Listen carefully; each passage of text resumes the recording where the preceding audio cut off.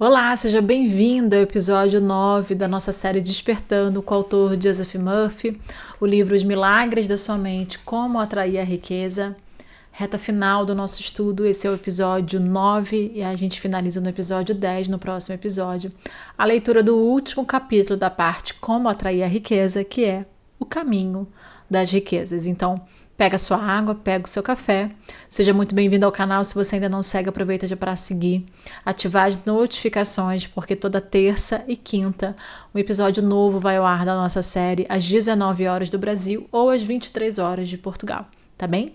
Eu sou a Cristine Costa, facilitadora de processo de despertar espiritual, e esse espaço aqui é para poder compartilhar com você estudos, reflexões, meditações, tudo aquilo que possa contribuir para a sua reconexão com a sua verdadeira natureza e facilitar aí o seu processo de despertar espiritual, tá bem? Pega a sua água, pega o seu café, vem comigo na reta final desse estudo para a gente poder encerrar mais uma leitura, mais um livro, tá bem?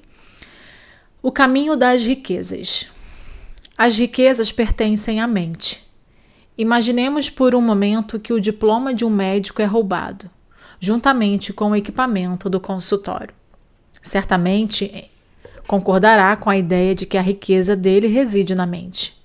Apesar do roubo, poderia continuar a diagnosticar doenças, a prescrever tratamentos, a operar e a fazer palestras sobre a sua especialidade.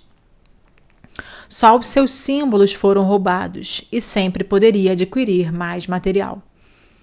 A sua riqueza estava na sua habilidade mental, no conhecimento que lhe permitia ajudar os outros e na sua capacidade em geral de ser útil à humanidade. Será sempre rico se tiver um desejo intenso de contribuir para o bem da humanidade. A sua vontade de servir, ou seja, de oferecer os seus talentos ao mundo, encontrará sempre uma resposta no coração do universo. Durante a crise financeira de 1929, conheci um homem em Nova York que perdeu tudo o que tinha, incluindo a casa e todas as economias de uma vida. Conheci após uma palestra que eu dera num dos hotéis da cidade. Disse-me o seguinte: perdi tudo. Fiz $1 milhão em 4 anos. Eu tornarei a fazê-lo. Tudo que eu perdi é um símbolo. Posso atrair novamente o símbolo da riqueza, da mesma maneira como o mel atrai moscas. Segui a carreira deste homem durante vários anos para descobrir a chave do seu sucesso. Talvez lhe pareça estranho, mas trata-se de algo muito antigo. Segundo me contou, a chave era o seguinte: converter a água em vinho. Ele havia lido esta passagem da Bíblia e sabia que era esta a resposta para ter uma saúde perfeita, felicidade, paz mental e prosperidade. O vinho na Bíblia significa sempre a realização dos desejos, vontades, planos, sonhos, propostas. Por outras palavras, são as coisas que deseja realizar, alcançar e produzir. Já a água na Bíblia refere-se em geral à mente ou à consciência.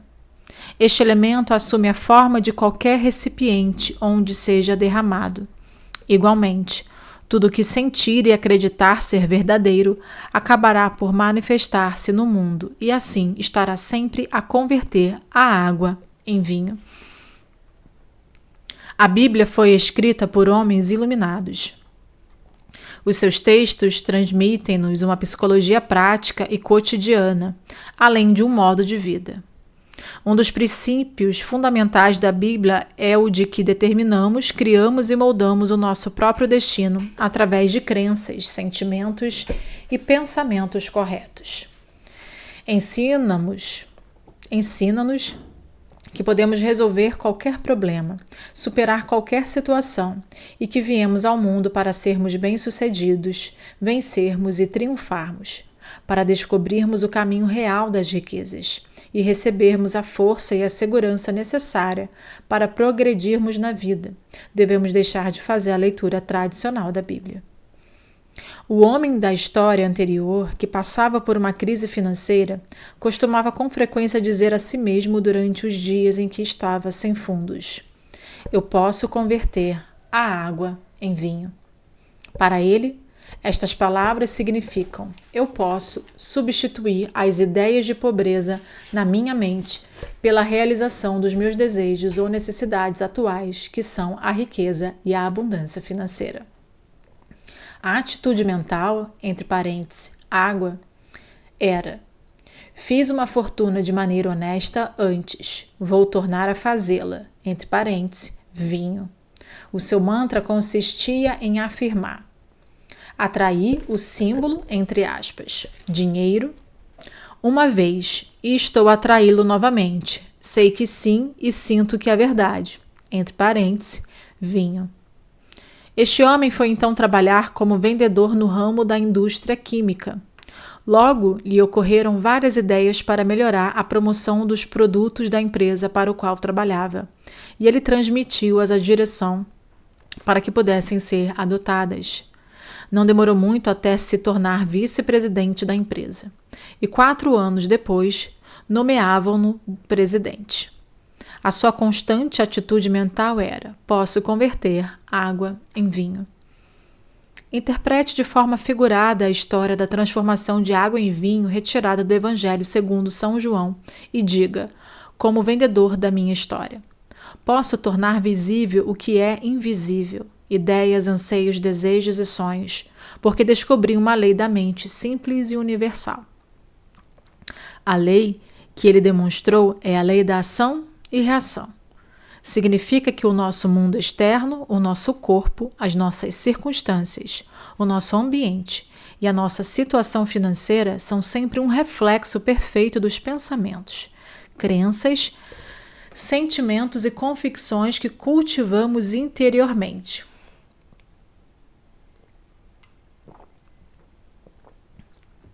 Sendo isso verdade,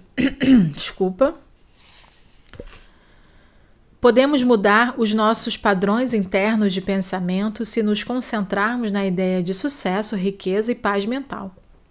À medida que ocupamos a mente com estes últimos conceitos, as ideias vão aos poucos penetrando nela como sementes plantadas na terra. Tal como toda semente, pensamentos e ideias se desenvolve segundo a sua espécie. Também, o que pensamos e sentimos habitualmente irá manifestar-se como prosperidade, sucesso e paz mental. O pensamento sábio, entre parênteses, a ação, é sucedido pela ação correta, reação. Podemos atrair a riqueza quando nos tornamos conscientes de que a oração é uma boda. O banquete é psicológico.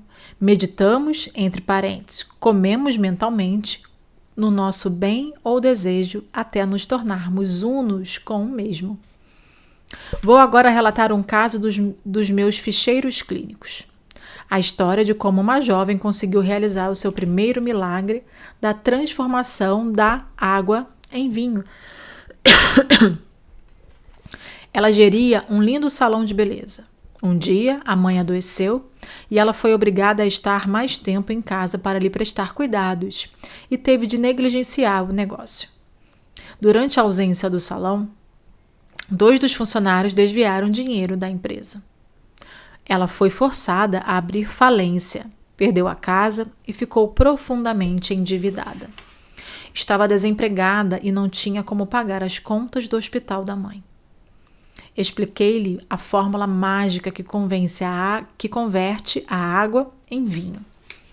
Uma vez, deixei claro que o vinho significa a resposta à oração, ou a objetivação do seu ideal. Ela estava em guerra com o mundo exterior. Disse-me: encare os fatos, eu perdi tudo. Este é um mundo cruel. Não posso pagar as minhas contas, não sou capaz de rezar, pois perdi a esperança. Ela estava tão absorvida e mergulhada no mundo material que não tinha qualquer consciência da causa interna da situação. À medida que íamos conversando, começou por fim a entender que tinha de resolver a contenda na sua mente. Seja qual for o desejo ou ideal que tenha na sua mente enquanto lê este livro, também encontrará nela algum pensamento ou ideia que se oporá a isso. Por exemplo, o seu desejo de saúde, que talvez esteja ao mesmo tempo acompanhado de vários outros pensamentos como este: eu não posso ser curado. Tentei, mas é inútil. Estou a piorar. Não sei o suficiente para me curar espiritualmente através da mente. À medida que se vai estudando a si próprio, não lhe parece que uma espécie de braço de ferro lhe parece tomar conta da mente? Tal como aconteceu com essa jovem, você sente que o ambiente e os assuntos externos desafiam seu desejo de expressão, de riqueza e de paz mental. A verdadeira oração é uma boda mental que nos ensina a resolver o conflito na nossa mente. Na oração, escrevemos na nossa própria mente aquilo que acreditamos. Emerson disse: o homem é o que ele costuma pensar durante todo o dia. Através do nosso pensamento habitual, criamos as nossas próprias leis mentais de crença. Ao repetir uma determinada série de pensamentos, acabamos por estabelecer a um nível subconsciente as nossas opiniões e crenças definitivas. Por sua vez, estas aceitações mentais, crenças e opiniões dirigem e controlam todas as ações externas. Entender isso e começar a pô-lo em prática é o primeiro passo para converter a água em vinho, ou para transformar a carência e a limitação em abundância e riqueza. O homem que desconhece os seus próprios poderes espirituais internos está, portanto, condicionado pelo inconsciente coletivo à carência e às limitações. Que não vai ser o nosso caso, porque aqui a gente vai despertar cada vez mais o nosso poder espiritual interno, o nosso eu divino, e a gente vai transcender cada vez mais as nossas limitações, sejam elas de carência, sejam elas de culpa, de medo, o que for. Combinado? Se está combinado, deixa aqui no comentário se você faz esse acordo comigo. Agora, abra a Bíblia e realize o seu primeiro milagre, como fez a jovem que perdeu o salão de beleza. Você é capaz. Se limitar a ler a Bíblia como um produto histórico, acabará por perder a visão espiritual, mental e científica das leis da mente de que estamos a ocupar-nos neste livro. Vejamos esta passagem. Ao terceiro dia, celebrava-se uma boda em Caná de Galileia, e a mãe de Jesus estava lá. Galileia é a sua mente, ou consciência, e Caná é o seu desejo. A boda é puramente mental, ou seja, é a encarnação subjetiva do seu desejo. Toda a beleza dramática da oração é psicológica, e neste sentido todos os personagens desta história são estados mentais, sentimentos e ideias dentro de si. Só ressaltando esse ponto que acabou que o autor trouxe no final, é o mesmo pensamento do Neville Goddard, da série O Despertar da Consciência, que está completa, são mais de 80 episódios, acessa aqui no canal, que ele traz, né, toda passagem da Bíblia, toda uma leitura e uma interpretação da Bíblia através da visão metafísica, trazendo essa visão de que cada personagem, cada passagem faz parte desses personagens, dessas histórias de estados mentais da nossa consciência. Então vale a pena você passar por lá. Se você não acompanhou na época, vale a pena você entrar lá na playlist. É fantástico essa leitura, e quem sabe a gente faz aí uma releitura dessa série, faz uma outra pegada no nível de estudo mais profundo, tá bem? Se você acha interessante, tá vendo aqui uma ideia, se você acha interessante a gente recriar alguns estudos que já estão aqui, ao invés de a gente fazer essa sequência de leitura, mas no sentido mais aprofundado, deixa aqui seu comentário também, sua opinião, porque é sempre muito importante, né, para você saber a sua opinião, porque você faz parte dessa caminhada junto comigo, tá bem? Continuando. Jesus significa, entre muitas coisas, razão iluminada. Já a mãe de Jesus significa o sentimento, os estados de alma ou as emoções que nos possuem. Jesus e seus discípulos também foram convidados para a boda. Os seus discípulos são os seus poderes e faculdades internas que lhe permitem realizar os seus desejos. Como viesse a faltar o vinho, a mãe de Jesus disse-lhe: não tem vinho. O vinho, como já dissemos, representa a resposta à oração, ou seja, a manifestação dos seus desejos e ideais na vida. Como pode agora perceber, este é um drama que ocorre diariamente na sua própria vida.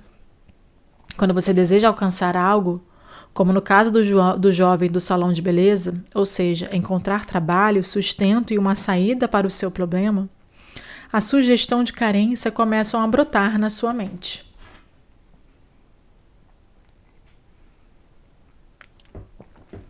Peço desculpa que quando eu vou lendo muito, eu acabo ficando com a garganta um pouquinho mais irritada.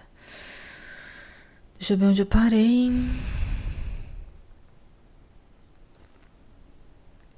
Quando você deseja alcançar algo, como no caso do jovem do salão de beleza, ou seja, encontrar trabalho, sustento e uma saída para o seu problema, as sugestões de carência começam a brotar na sua cabeça. Não tenho esperança, está tudo perdido. Não sou capaz, é inútil. Esta é a voz do mundo exterior dizendo-lhe: não tem vinho. Ou seja, encara os fatos. É o seu sentimento de carência, de limitação ou de servidão a falar. Como você enfrenta o desafio das condições e circunstâncias? Neste caso, está a familiarizar-se com as leis da mente, que são as seguintes: o modo como penso e sinto por dentro condiciona o meu mundo exterior, ou seja, o meu corpo, as minhas finanças, o meu ambiente, a minha posição social e todas as fases do meu relacionamento externo com o mundo e o homem.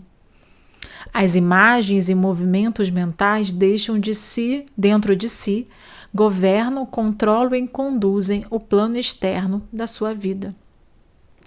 A Bíblia diz: porque como imaginou no seu coração, assim é ele.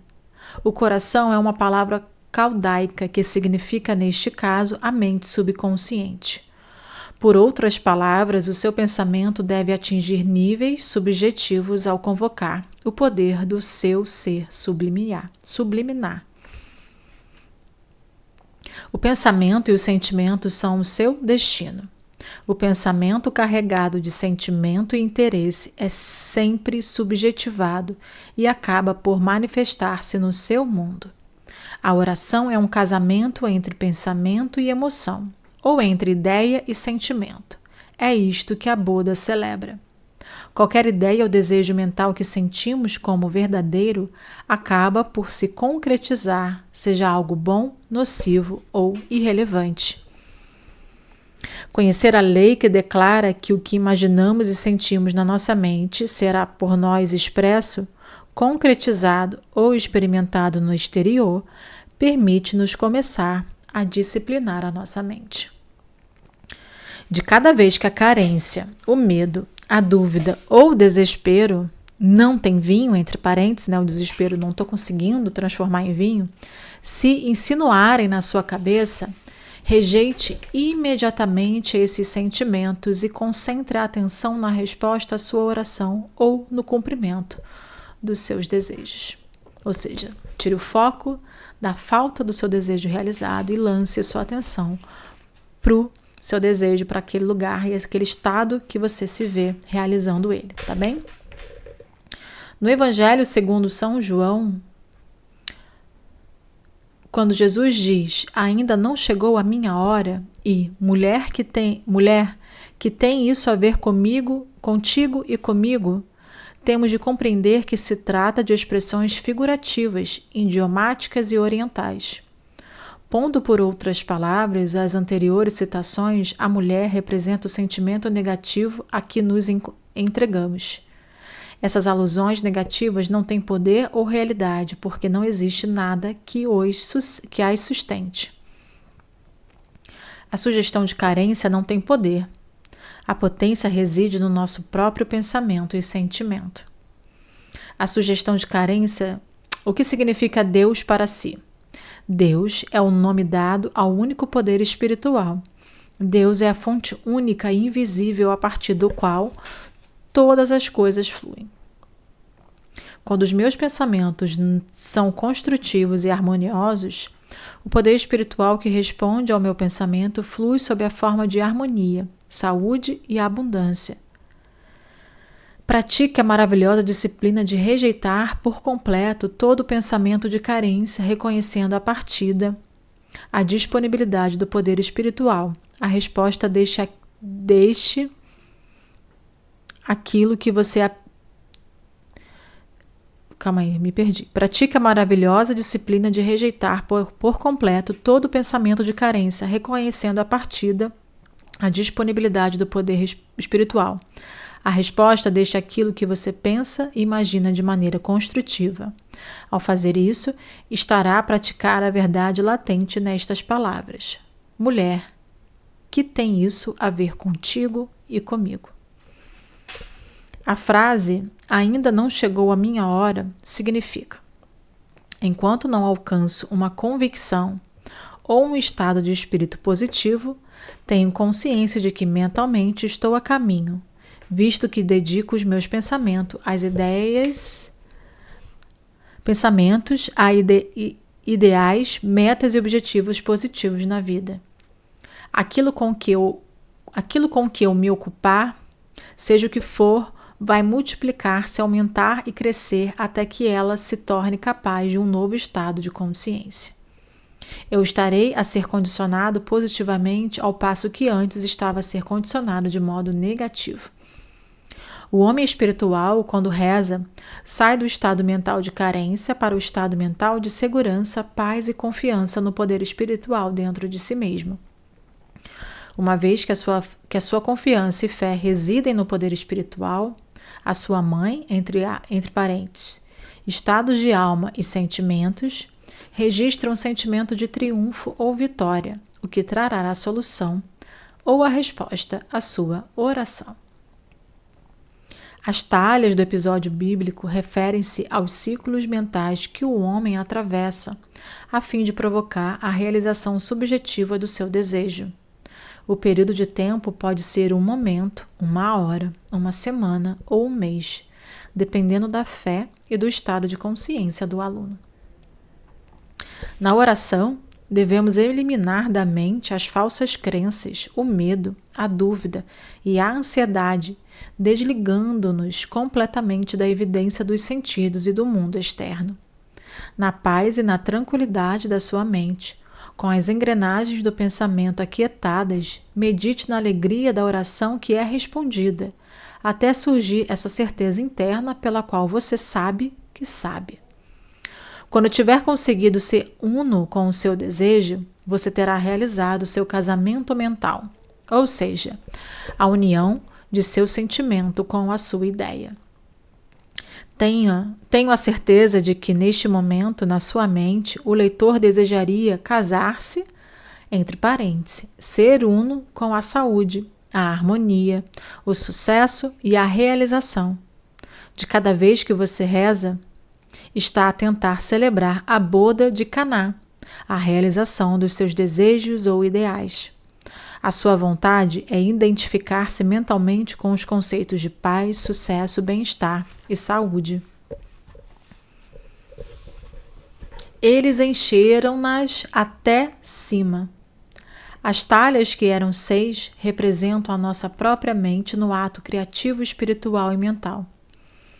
Devemos preencher a nossa mente até cima, ou seja, devemos estar plenos do sentimento de ser o que desejamos ser. Ou seja, visualizar, mentalizar esse estado que a gente quer alcançar até o corpo sentir, se preencher da sensação, do sentimento. Quando conseguimos preencher a nossa mente com o ideal que desejamos alcançar ou expressar, estamos plenos até a borda e podemos então deixar de rezar por isso, pois sentimos na mente que isso já é uma realidade. Sabemos no fundo. É um estado de consciência concluído. Estamos em paz com isso, né? O está consumado. A gente é acessar aquele estado do está consumado, né? De eu sentir, acessei tão plenamente aquele estado que eu desejo, aquilo que eu desejo, que está consumado.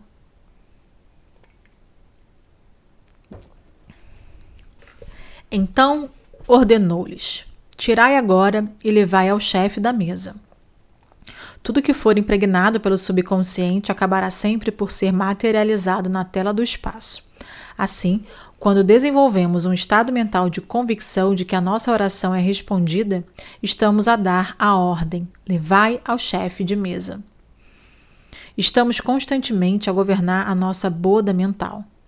Durante o dia, passam-nos pelos olhos e ouvidos milhares de pensamentos, sugestões, opiniões, visões e sonhos. Consoante a nossa vontade, podemos descartá-los por não serem bons alimentos mentais ou acolhê-los. O domínio consciente, racional e intelectual da nossa mente é o que preside a Buda. Quando eu decido de maneira consciente acolher, meditar, deleitar-me e imaginar o meu desejo mais profundo como verdadeiro, ele torna-se uma encarnação viva e passa a fazer parte da minha mentalidade, de modo que o meu ser mais profundo consegue trazê-lo à luz do dia. Por outras palavras, o que é impresso subjetivamente é expresso objetivamente. Os meus sentidos ou o meu consciente veem a materialização do meu próprio bem. Quando a mente consciente aprende a realidade da água convertida em vinho, ela aprende também que a oração terá sempre uma resposta. A água pode ser chamada também de poder invisível, sem forma ou espiritual, ou de consciência incondicionada. O vinho é a consciência condicionada, ou seja, a mente parindo as crenças e as convicções. Os serventes que vão buscar-me água representam a inclinação para a paz, a confiança e a fé. A minha fé ou os meus sentimentos vão determinar como meu bem será atraído ou conduzido até mim. Deixe-se absorver, nutrir e apaixonar pelos princípios espirituais expostos neste livro. No primeiro milagre anunciado de Jesus, ficamos a saber que a oração é uma boda, ou seja, a união da mente com o seu desejo. O amor é o cumprimento da lei. O amor é, na realidade, um vínculo emocional, uma experiência de unidade com o bem de cada um. Seja fiel àquilo que ama. Seja leal ao seu objetivo ou ao seu ideal. Não somos verdadeiros com o que amamos se mentalmente coqueteamos ou mantemos outros casamentos com o medo, a dúvida, a preocupação, a ansiedade ou as falsas crenças. O amor é um estado de unidade, de completude. Do presente autor, veja o livro Love is Freedom. Quando expliquei este simples enunciado à jovem que havia perdido o salão de beleza, ela tornou-se mentalmente rica, pois compreendeu o que estava em causa e pô-lo em prática na sua vida. Quando rezava, afirmava saber que a água, a sua própria mente, acabaria por fluir e por encher todas as talhas vazias, em resposta à sua nova maneira de pensar e de sentir. À noite, esta jovem permanecia em silêncio, imóvel com o corpo descontraído, e começava a fazer uso de imagens construtivas. Utilizava os seguintes passos. Primeiro passo, começava por imaginar o seu gestor de conta, a felicitá-la pelos seus fantásticos depósitos no banco. Ficava a imaginar esta cena durante cerca de 5 minutos. Segundo passo, na sua imaginação, ouvia a mãe dizer: "Estou tão feliz com a sua nova situação." Ficava a ouvir a voz da mãe a dizer-lhe isso, com satisfação e alegria durante cerca de 3 a 5 minutos. E o terceiro passo, imaginava com muito realismo que eu estava à sua frente a celebrar a sua cerimônia de casamento. E ouvia-me dizer: enquanto ministro oficiante. E eu agora declaro-vos marido e mulher. Ao finalizar esta sequência, ia dormir sentindo-se inteiramente plena, isto é, com uma sensação e um sentimento de alegria interior por saber que a sua oração havia sido respondida. Durante 3 semanas nada aconteceu. Na verdade, as coisas chegaram a piorar, mas ela foi perseverante, recusando-se a aceitar um não como resposta.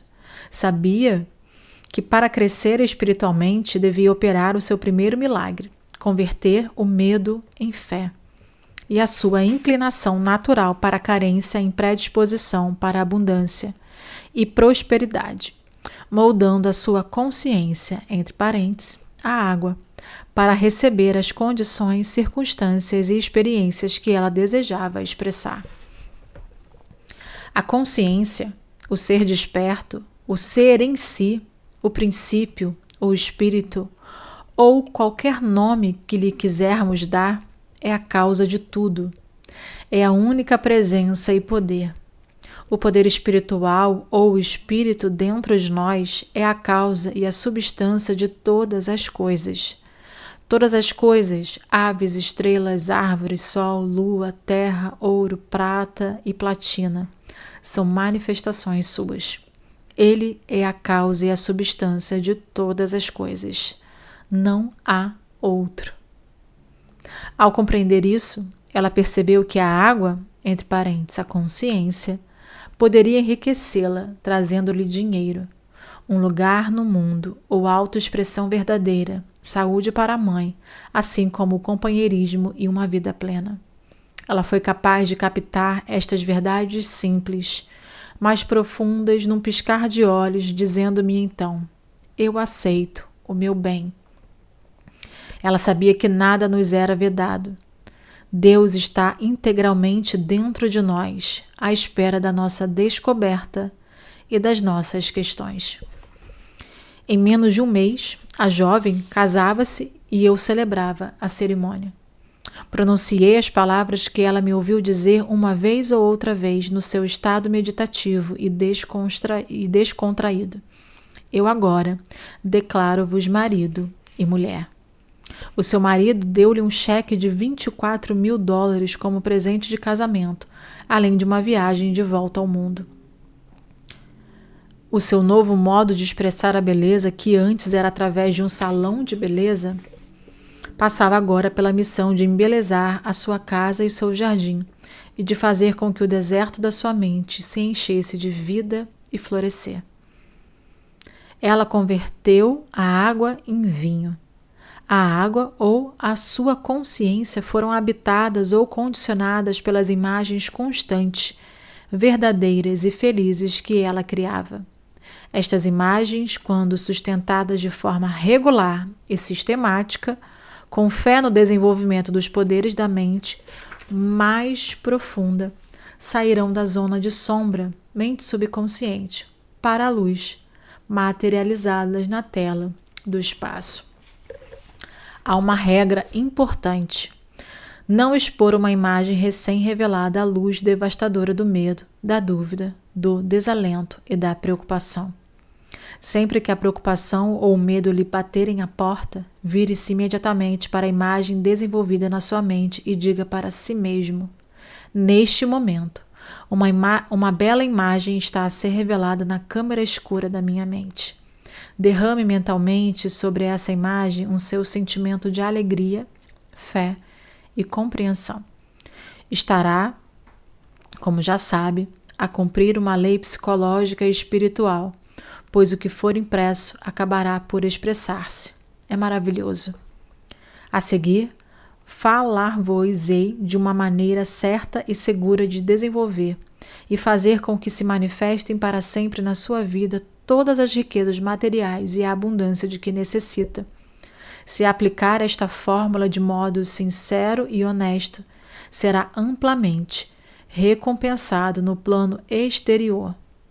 Ilustrarei isso contando-lhe a história de um homem que veio consultar-me em Londres e que estava a atravessar gravíssimas dificuldades financeiras.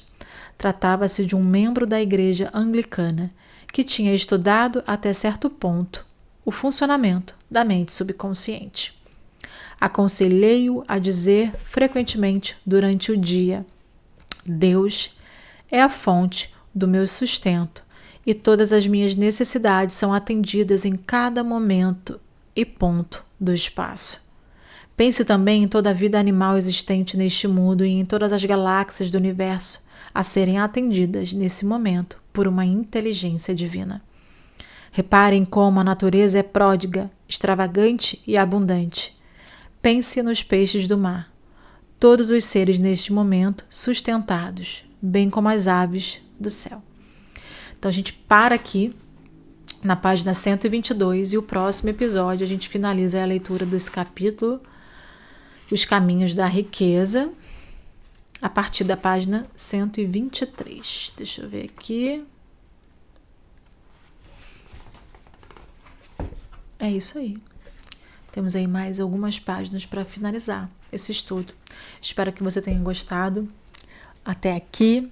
Não deixa de curtir, comentar e compartilhar. Cada curtida, cada comentário, primeiro eu recebo com muito carinho e muita gratidão essa troca que você faz aqui com o espaço, com a nossa comunidade, com o nosso estudo.